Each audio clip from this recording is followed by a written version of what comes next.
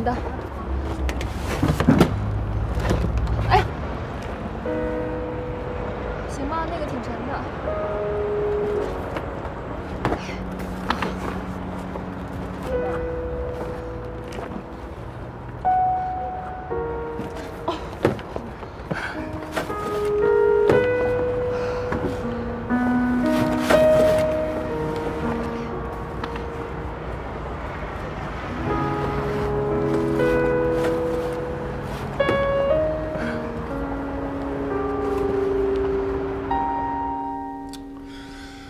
我不明白为什么他们不同意。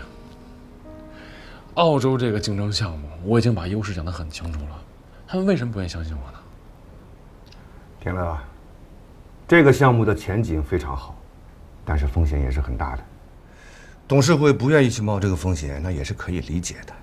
现在我们公司已经接手了很多个项目，还都没有收回成本。如果你这个项目一旦竞标成功的话，那我们又要投入很大一笔资金到这个我们并不熟悉的项目当中去，这个风险确实很大呀。你也不愿意相信我是吧？在国内现在设计市场已经饱和了，如果我们不尽早的拓开海外市场，不去树立我们自己的品牌形象，我们很快就会被竞争对手淘汰。这个我明白，但是股东们考虑的永远就是眼前利益，他们不会想得很遥远。现在屹立广场这个案子非常稳定，他们当然倾向于去做这种类型的项目了。屹立广场是血拼成本，它的利益已经很薄了，难道我们还要靠着去降低报价来去争得赢的机会吗？再这么下去的话，我们真的一点竞争力都没有了。可是澳洲这个项目是我们最好的转型机会，我们不能错过它。我能明白你的意思，你的想法很好，你是想通过这个项目打开国际市场，来提升我们公司的形象和口碑。但是田乐，你仔细想过没有？要做这一切，你将付出多大的代价呀？就现在这样的市场情况来看，能够生存下去就已经是最重要的了。能不能给我一次机会，最后一次？如果我失败了，我认。田乐，现在我们公司的资金压力非常大，外面也有很多外债没有要回来，在这个节骨眼上，我估计我们已经很难再去开拓海外的市场了。我已经叫孙总到外面去催债了，如果能够把这些外债都能够要回来的话，估计还有希望。让我们再等等消息吧，啊。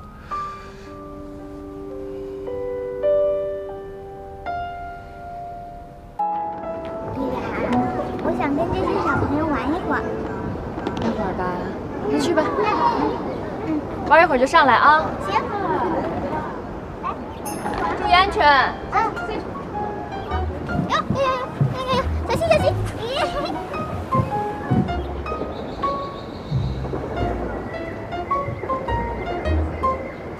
姐姐帮你们玩好不好？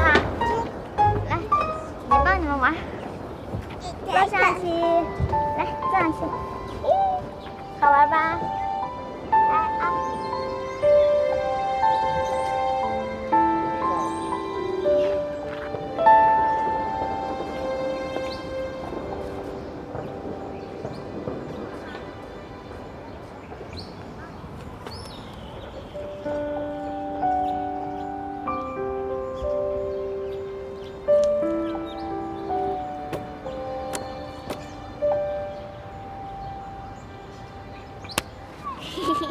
少宇帅哥，我早就发现你在盯着我看了。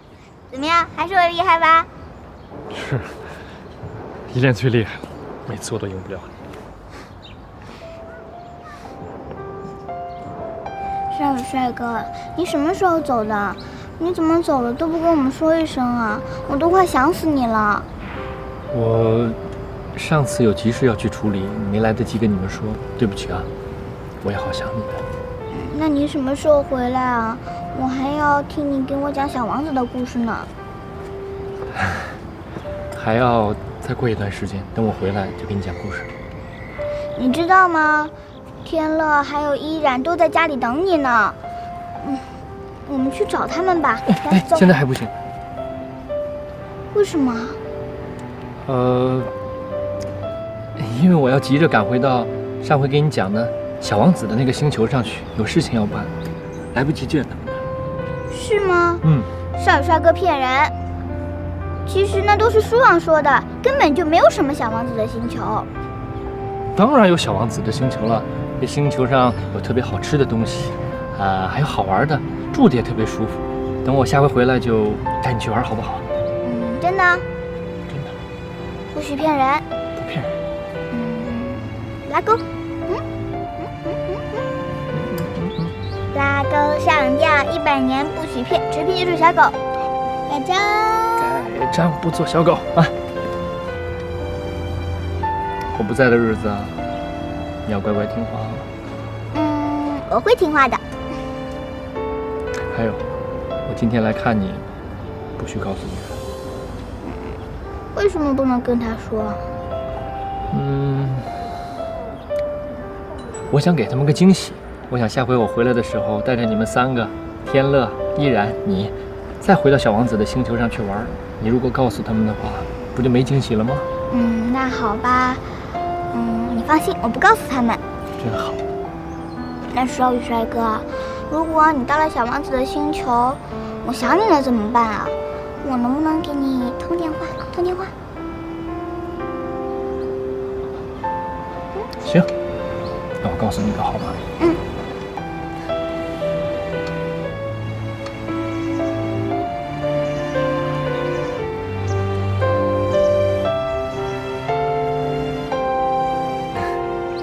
怎么样？有没有记住啊？记住了。就你聪明，但记住了不许告诉别人。告诉别人的话，我不再回来喽。那我不告诉别人。好了，快回去吧，一会儿依然该看到咱们在一起了。那少羽帅哥，你到了小王子的星球，一定要把我接过去哦。那你要记得想我，要给我通电话。好，想你，给你通电话。那我先回去了。好，少羽帅哥再见。依恋，让我抱抱你，来。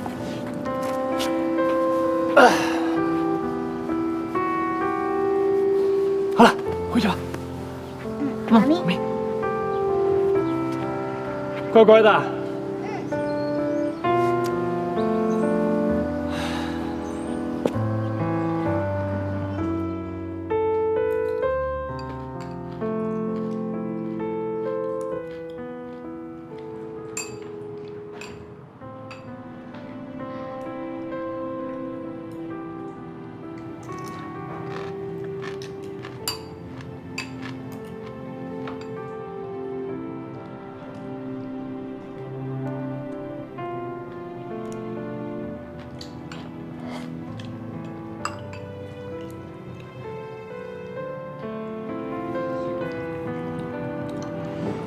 最近好吗？挺好的。你呢？挺好的。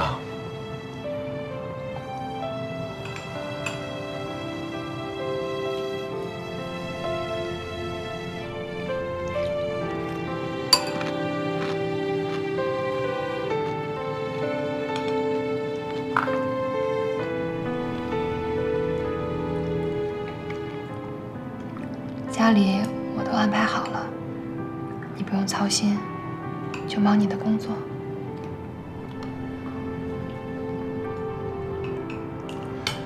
你要有什么需要帮忙的，你直接告诉我，怕我忙，想不起来。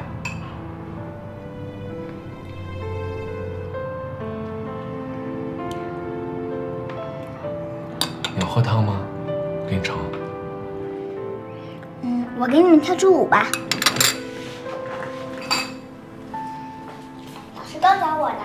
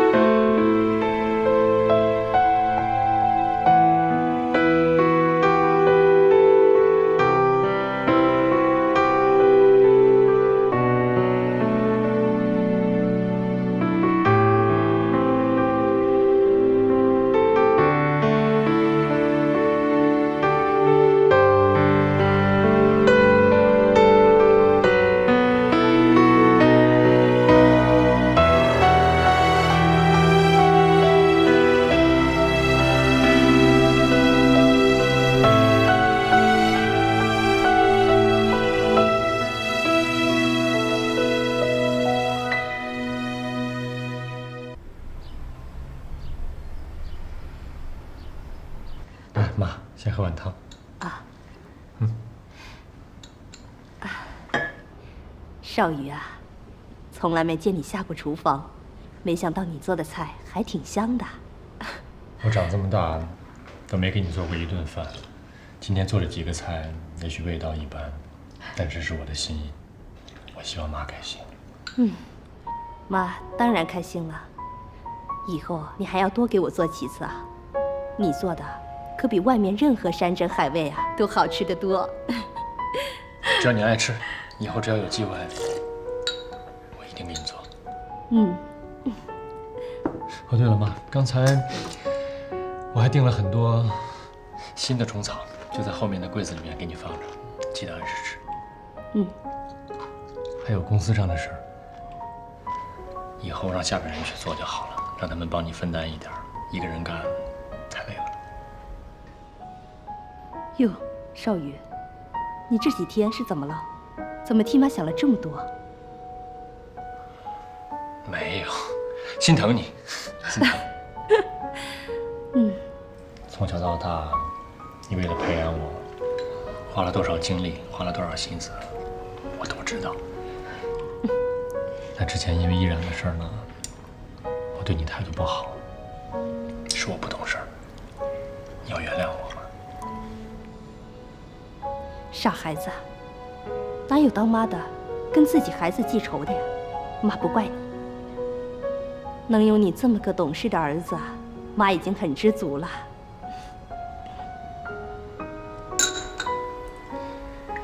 妈，我有件事儿想问你，但不知道行不行。什么事儿？其实从8年前开始呢，你就一直反对我跟依然在一起，甚至不惜逼走的。到现在我都不知道是因为什么，到底是什么原因让你这样做？在今天这种情况下，你能告诉我吗？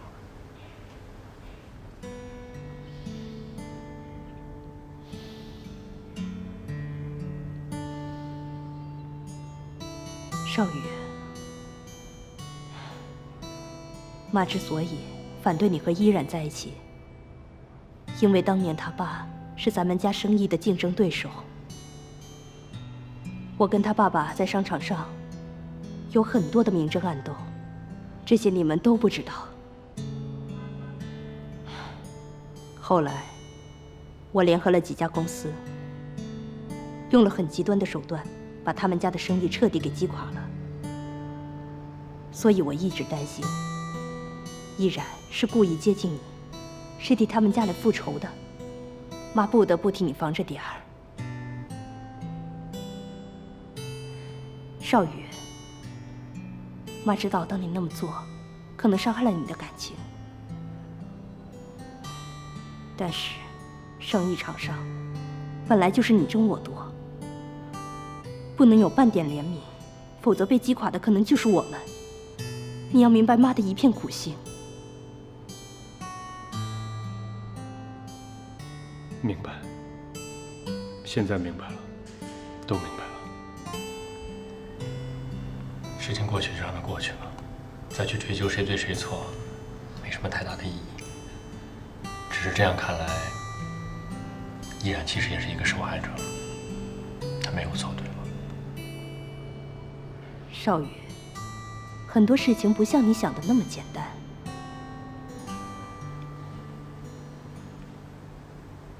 其实有件事儿，我应该这回回来就告诉你，但是我没说。你还记得依恋吗？哦，依然的妹妹，那孩子挺可爱的，怎么了？是啊，又可爱又聪明，但她不是依然的妹妹，是我女儿，是你孙女。你说什么？她是你女儿？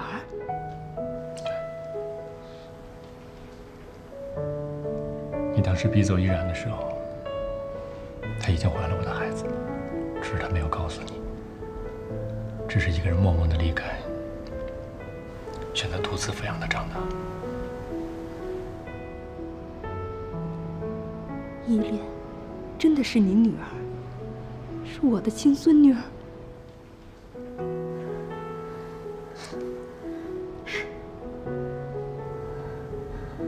妈，你把我养大，知道养一个孩子有多不容易，所以这些年，依然受了多少委屈，受了多少磨难，我想你也应该明白。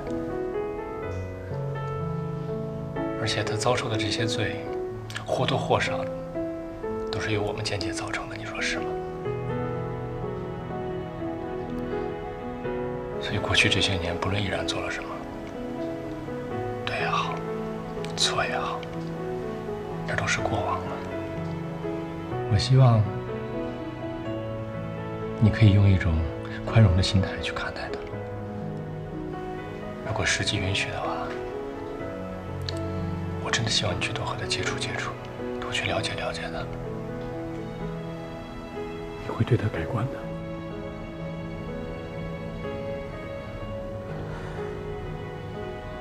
妈，依然选择为了我生下这个孩子，并把他养大，你觉得他心里还有恨吗？所以，请你相信我，相信这个你儿子曾经很用心爱过的女人，好吗？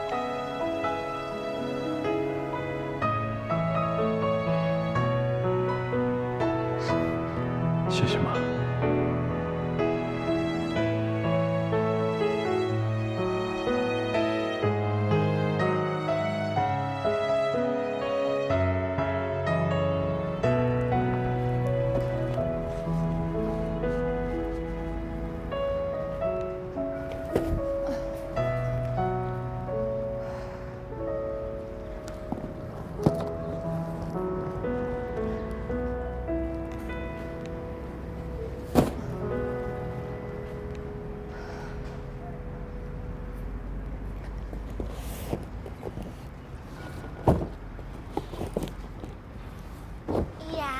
啊？你帮我看看，我是不是全做对了？我看看啊，100分。继续把后面的也做了啊。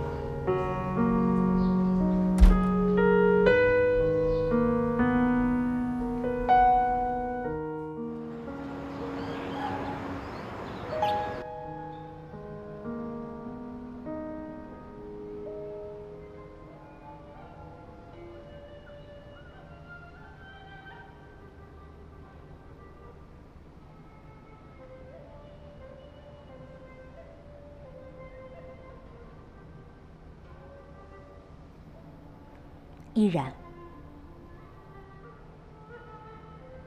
以前是我做的不对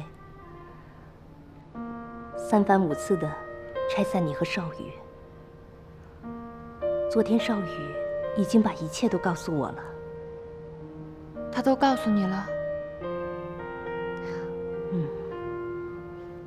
我也是个女人，也是带孩子过来的。我知道，一个女人独自抚养孩子有多么的不容易。这些年，你一定吃了不少苦吧？其实，这些年有依恋陪在我身边，更多的还是快乐。而且我一想到依恋是我跟少宇的孩子，那些苦啊、累啊，真的都不算什么了。我今天看见你和依恋，你们生活在一起，虽然过得并不富裕，但是却很充实，也很温馨。我真的非常感动。都怪我太自私了，一味的要求少宇按照我的意思去做，让你们两个承受了这么多年的痛苦。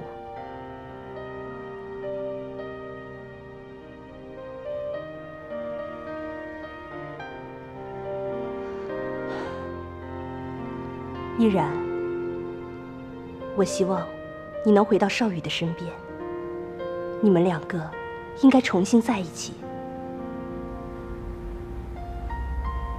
阿姨，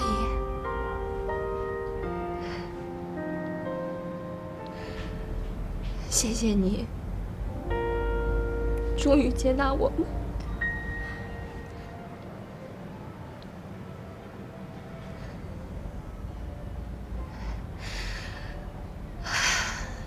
但是现在少宇已经喜欢上别的女人了，我们已经分手了。他喜欢上别的女人？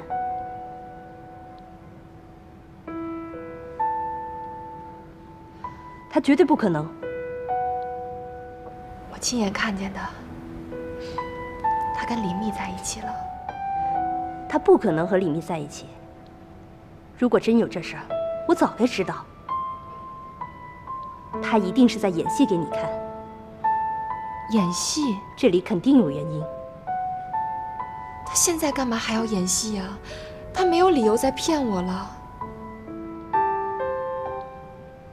不如我们一起去找他，当面问问这到底是怎么回事。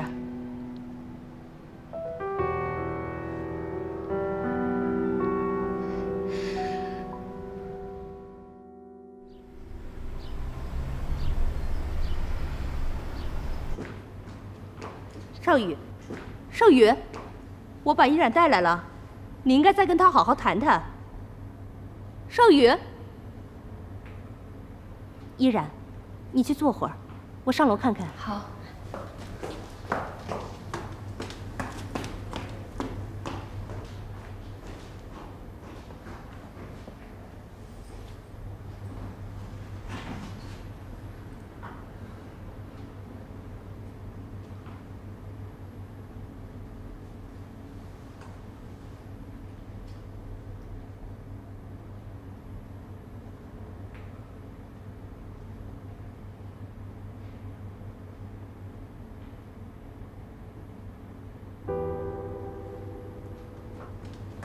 依然，少宇不见了，他把行李都搬走了。阿姨，这有一封信，会不会是少宇留的？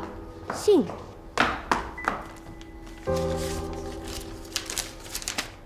请原谅我的不辞而别，我有点事儿，要先离开一阵子，不用来找我。我想此时此刻，妈，你一定见过了依然，她是我生命中唯一爱过的女人。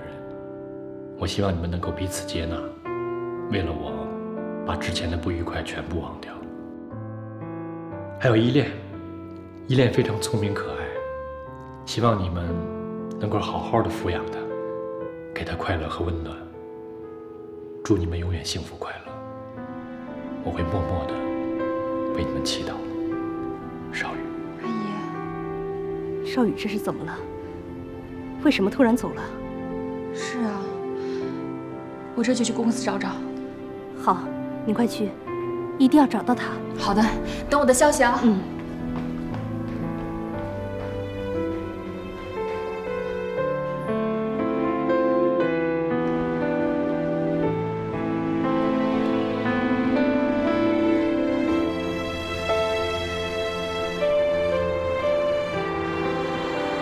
喂，田乐，少宇失踪了。好。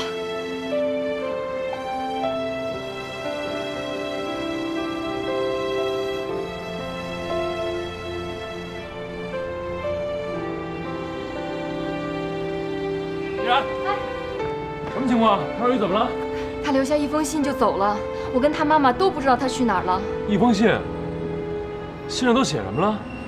他说他有事要离开一阵子，让我们都不要去找他。但是我感觉他可能永远都不会回来了。这样，找那谁，那个李密，走。我已经找过了，她根本就不是谭少宇的女朋友。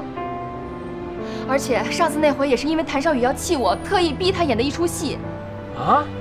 公司的人都在到处去找，一有消息就会通知我们的。等会儿，有点给我说懵了。这样吧，咱们呀分头找，先去谭少宇经常会去的地方找，好吧？好，分头找，电话联络。好。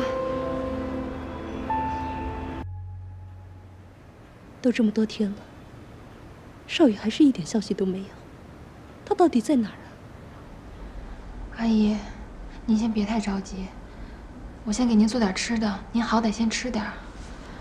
我没有胃口。我去开门。快去看看，是不是少宇回来了？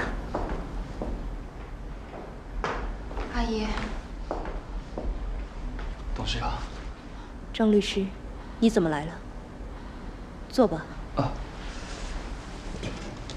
我听说谭总失踪了。是啊，一点消息都没有，我们都已经找了好几天了。我考虑了几天，觉得这件事还是应该跟您说，是有关于谭总的。少宇跟您有联系？没有。不过，他离开公司之前委托我做了一件事情，这是前些天他要我帮他立的遗嘱。遗嘱？他为什么要立遗嘱啊？他说他患了脑癌，可能时日不多了。脑癌？哎，阿姨，你没事吗？你怎么回事啊？少宇怎么会得了脑癌？他是故意隐瞒大家的。他告诉我，不要跟任何人讲起这件事情。我想，也许是他想要自己一个人承担这种事情，不想为大家替他担心。阿姨，这份遗嘱主要是说，他想要把他的遗产都留给他最心爱的人，依然小姐。除了这份遗嘱，他还让我给他的女儿买了一份终身的保险。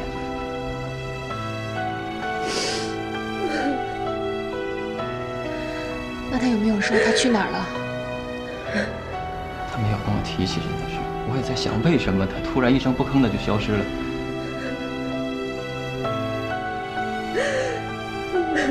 阿姨，你要坚强点儿。少宇，董事长，你也别太难过了，公司上下都在帮忙找谭总了。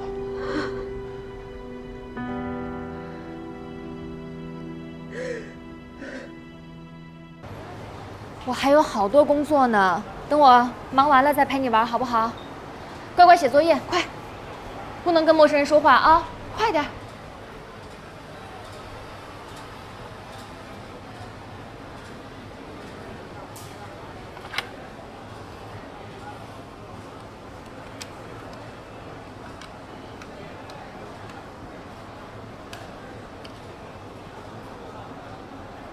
喂，少宇帅哥，我是依恋。依恋，你在哪儿呢？我在超市呢。你放心，依然他不在这里，他出去了，这里就我一个人。你怎么想起来给我打电话了？我想你了，你知道吗？现在大家都在找你呢，他们都不知道你去哪儿了，都在四处找你呢。那依恋答应少宇帅哥的事情，不要忘记了。你放心，我不会告诉他们你去哪儿的。依恋真乖。那好了，我先不跟你多说了啊。依然马上要过来了。好的，再见。再见。你在给谁打电话呢？我没给谁打电话。我都听到了，你在给少宇帅哥打电话，对吗？你快点告诉我，他现在在哪儿啊？你知道他在哪儿，对不对？啊？我跟少宇帅哥发誓了，不能把秘密说出去的。他现在遇到危险了，我们必须马上去救他，如果晚了就来不及了。少宇帅哥现在还不能回来，因为他去了小王子的星球，那里可好玩了，有很多很多的炸鸡腿，有好多好多的蘑菇房子，有各种好吃的好玩的。少宇帅哥本来想让我给你们一个惊喜的。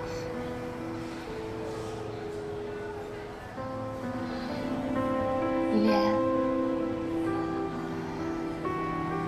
少宇帅哥是在骗你的，他根本就没有去什么星球，他是得病了，得了一种很严重的病。如果我们不去找他的话，我们就再也见不到他了。少宇帅哥得了什么病啊？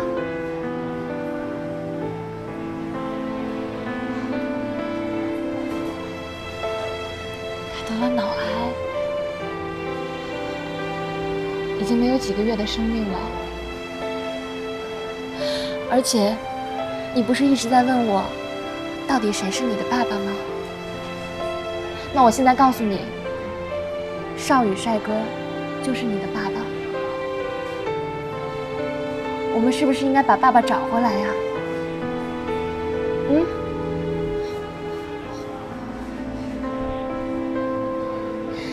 那你现在能告诉我他的电话号码吗？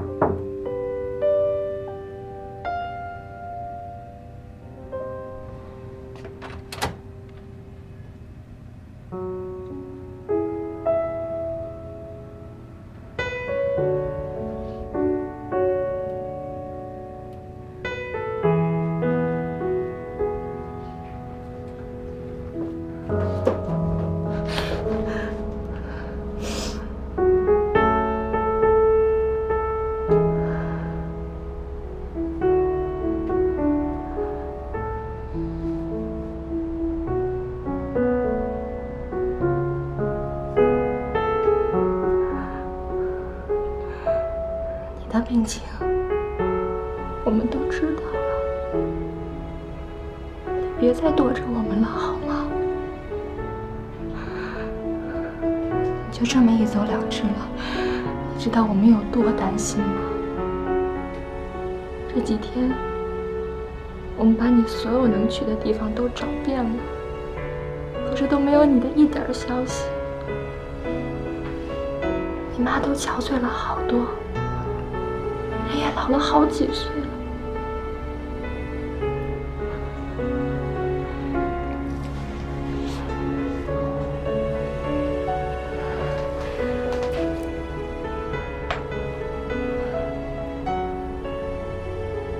跟我回去吧。陪着你一起把病治好。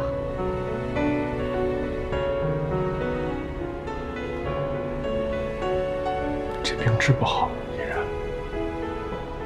手术的成功率很低，就算成功的话，我也会全身瘫痪。我不想看着自己成为一个废人，你让我一个人面对好吗？就算你全身瘫痪，我也会一辈子都照顾你的。让我陪着你好吗？不要抛下我，让我陪着你好吗？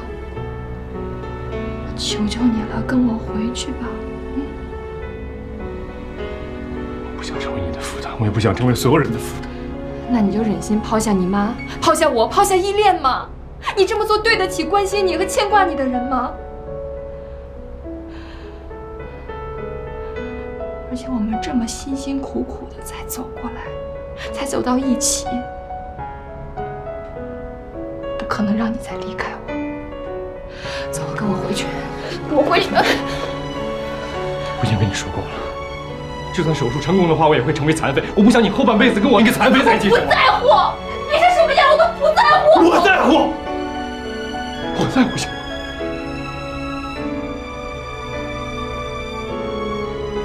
我在乎，所以我求你，回去吧。好，不走。你要是不回去的话，我也不回去了。你不走，我走。你干嘛去啊，邵月凡？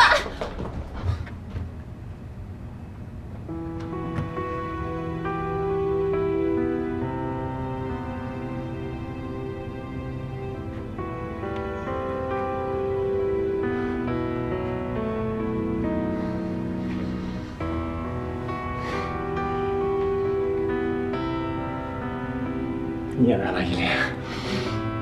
邵雨水哥，我不想你走，你可不可以留下来陪我们？我也想留下来，可是没有办法，我必须要离开。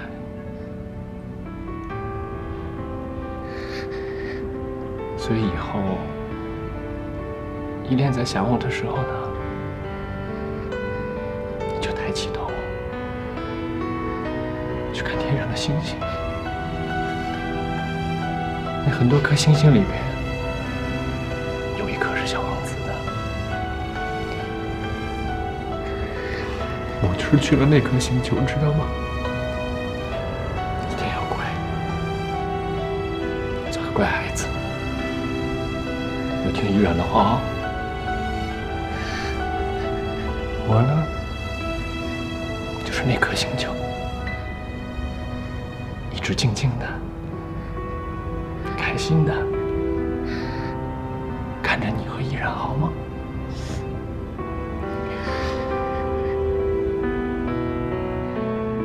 不要哭啊！来，再亲亲邵雨水哥。真乖，我再亲亲你好不好？来吧，亲。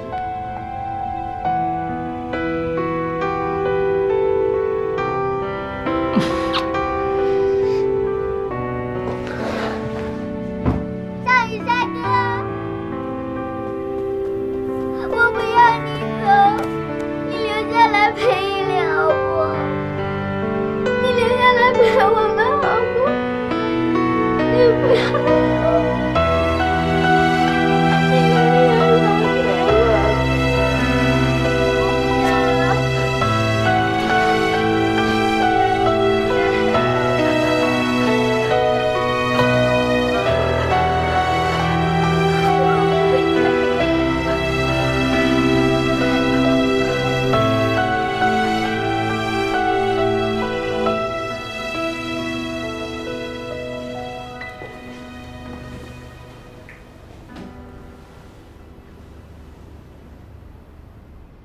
天乐，事情我都知道了。你是为了兰妮，才到了现在这一步。哎呀，作为兰妮的父亲，我感谢你为她所做的一切。这些本应该是我这个当爸爸做的。谢谢你啊，天乐。我也知道你对我有看法，天乐，你是个好男人。事情弄到现在这个样子，这都怪我。叔叔，事情都已经过去了，您别太往心里去。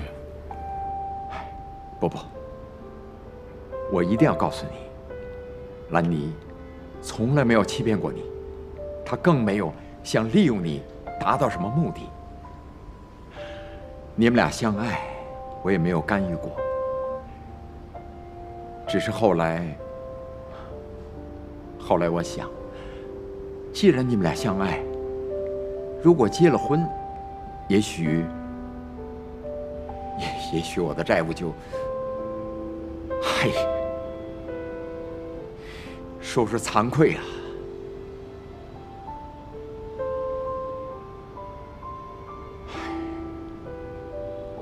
哦，这是兰妮让我带给你的，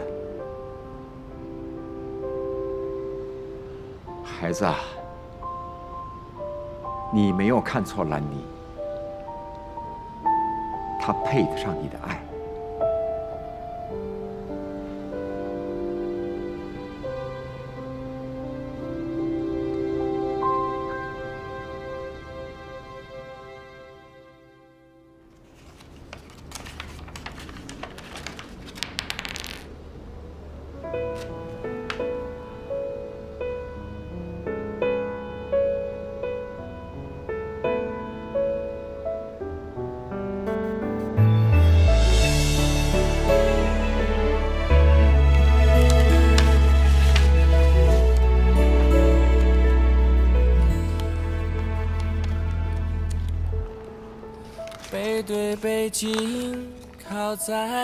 天乐，我已经不知道该用什么身份给你写这封信，但你收到这封信的时候，我已经做了我该做的事情了。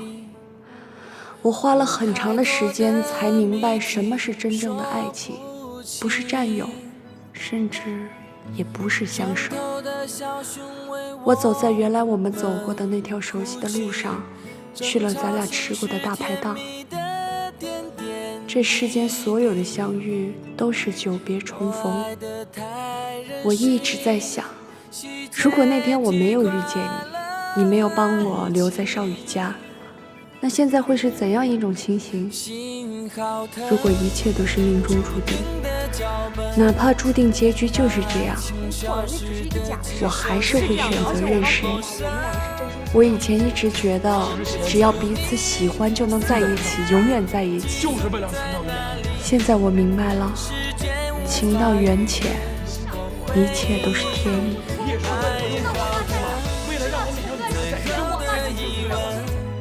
天乐，你要好好的、勇敢的，像个勇士一样去战斗，不要让我失望。更没有想利用你。我已经把我的梦想都绑在你的身上了，替我去实现它吧。再见。最美丽的剧本。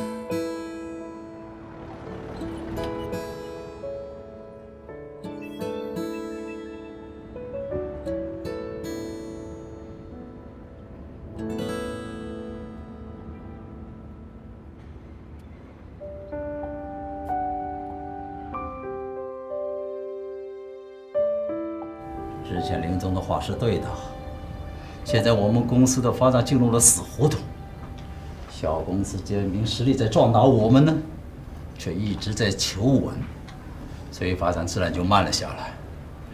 现在并购的惯例越来越多了，一些大的财团对我们公司一直觊觎啊，我真的很担心呐。现在我们上上下下那么多号人，只要我们公司还存在，只要它还能按照正常的模式在运营，我们就一定不能放弃。可是，之前的红方和吉达都违约了，而我们前期的投入全部砸了进去，这怎么办呢？这事情。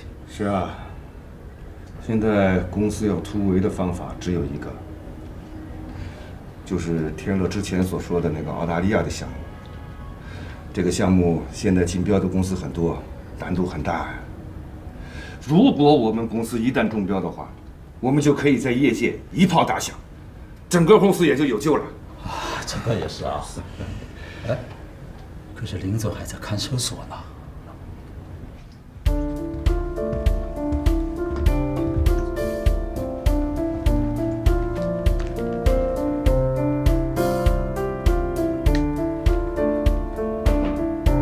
田乐，林总回来了。当我们面对企业的困惑的时候，我们想出一个道理，就是哪里没有路，我们要往哪里去。因为别人看见的路，我们也能看见。离别人近的路。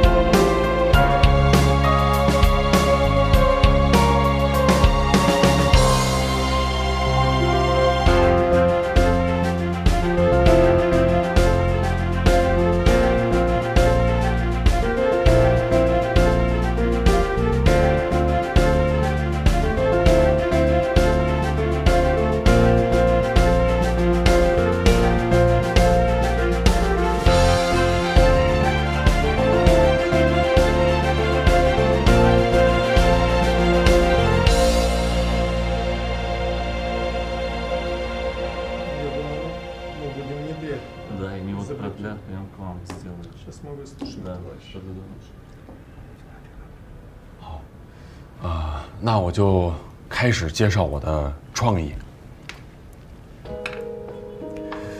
我们这次产品的核心创意词，我运用了钻石。可能你们要问了，为什么我要用钻石作为我这次创业的核心词语？原因是因为我觉得在钻石里面有很多的力量，其中包括坚韧、勇敢、完美，甚至是永恒的爱情。所以我想讲说，在我的这个创意里面，有很多和钻石一样的力量的东西融入在我的创意里面。比方说，我们讲讲看这个勇敢。那我觉得，在我们这个时代里，缺少很多的勇敢的东西。比方说，这次我们大胆地启用了年轻的团队，启用了年轻的设计师，然后我们注入了新的理念，这可能是我们最能体现的。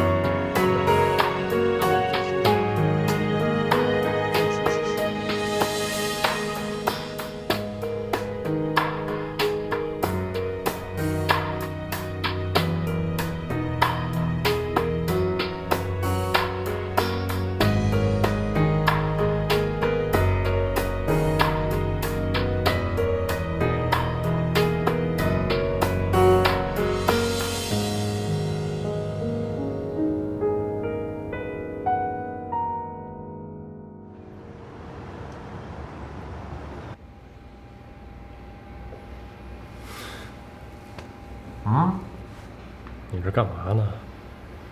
是要感受感受我现在是什么感受是吧？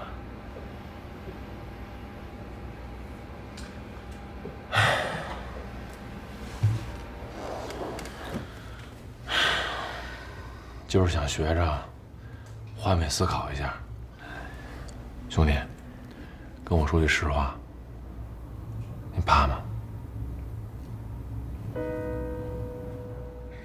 嗨，说不怕呢，都是骗你。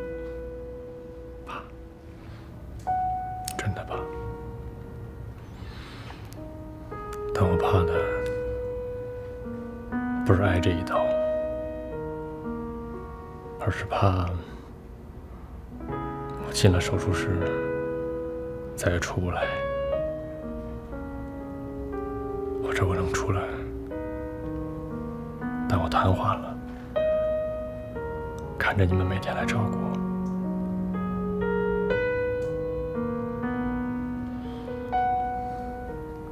怎么样？你在里边怕吗？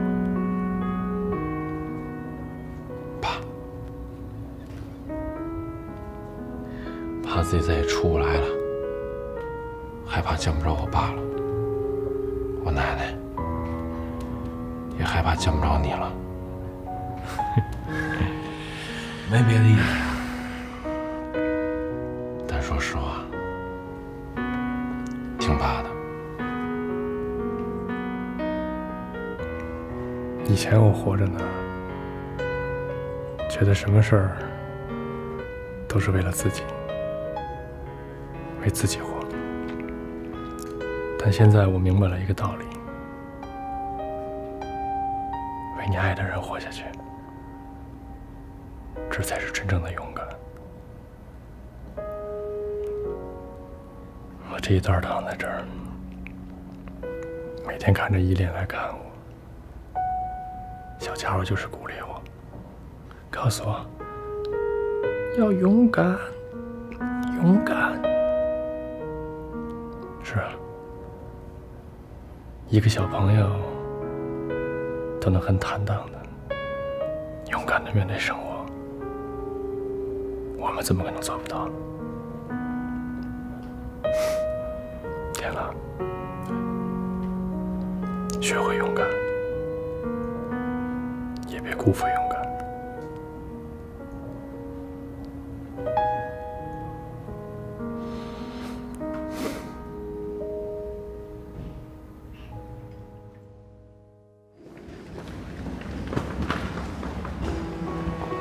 不好意思，家属只能送到这儿了。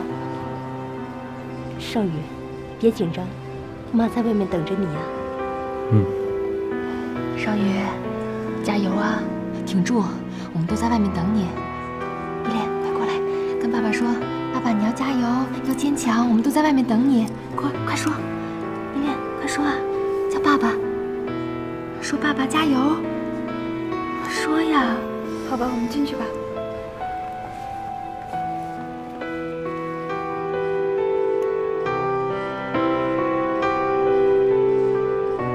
兄弟，加油！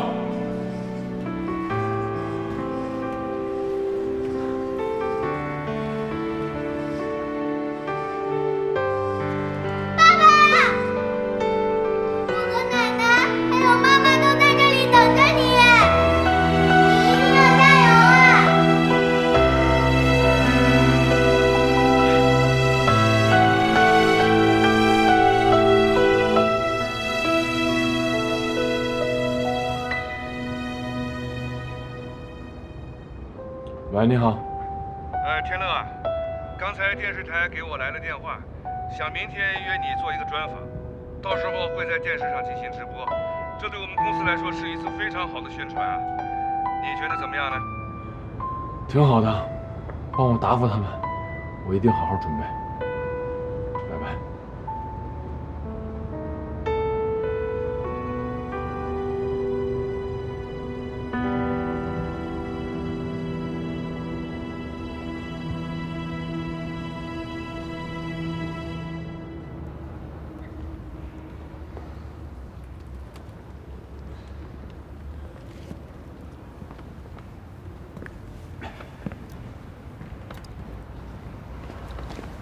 林先生，这是给您准备的问题，您看一下。